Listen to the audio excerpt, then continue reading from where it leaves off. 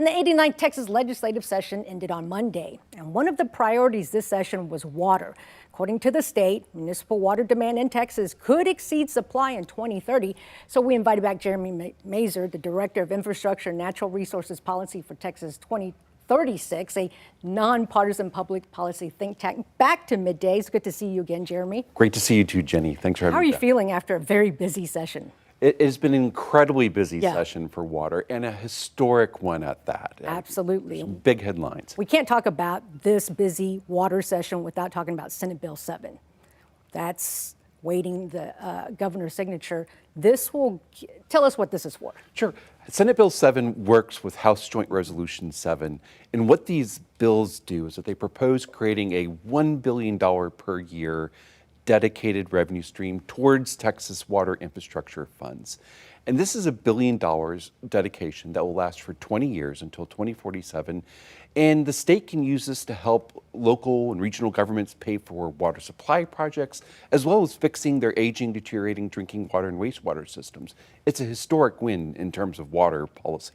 So we're talking about $22.5 billion, right? Because there's a one-time $2.5 billion, and then it's the $1 billion every year for 20 years, right? That's a big number. That's a lot of money. But it's a drop in the bucket for what is really needed. You guys have done a study saying that we need $154 billion to address the needs for the next 50 years. Talk more about that. That's right, Jenny. Our research at Texas 2036 points out that the state's going to need to invest at least $154 billion over the next 50 years on our water infrastructure needs.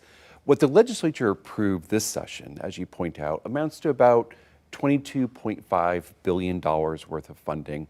And when we do the math, that's probably not going to reach the $154 billion in the long term. But I would say that while the last session, when they approved a $1 billion appropriation, that was a drop in the bucket, we're looking at not really a drop in the bucket, but a bigger splash in that bucket that's really going to help us in terms of addressing our water infrastructure challenge. It is definitely a good step forward, right? It's a fantastic historic step.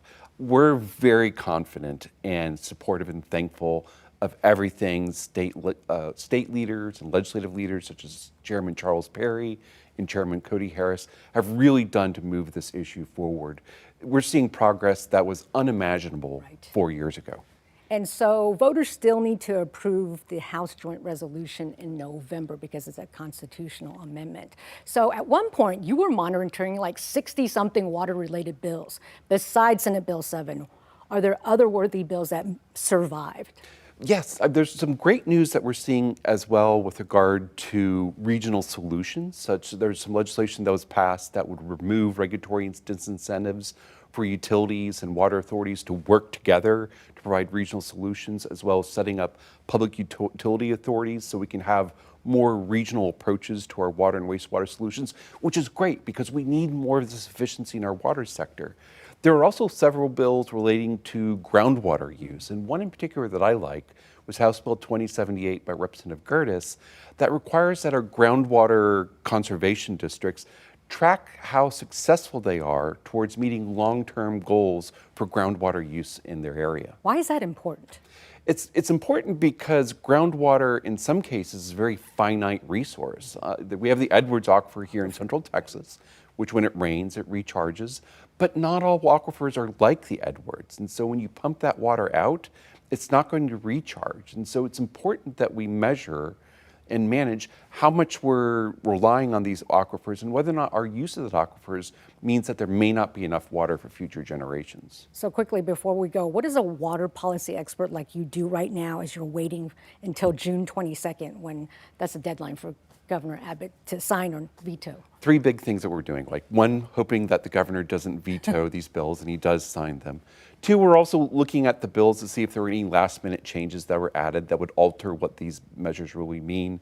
And then 3, we're getting ready for November. It's going to be a big election for Texas water future.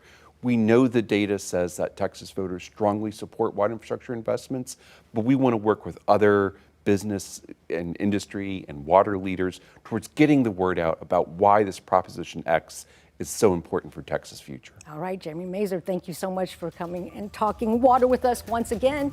Thank you, Jenny. It's great to be back.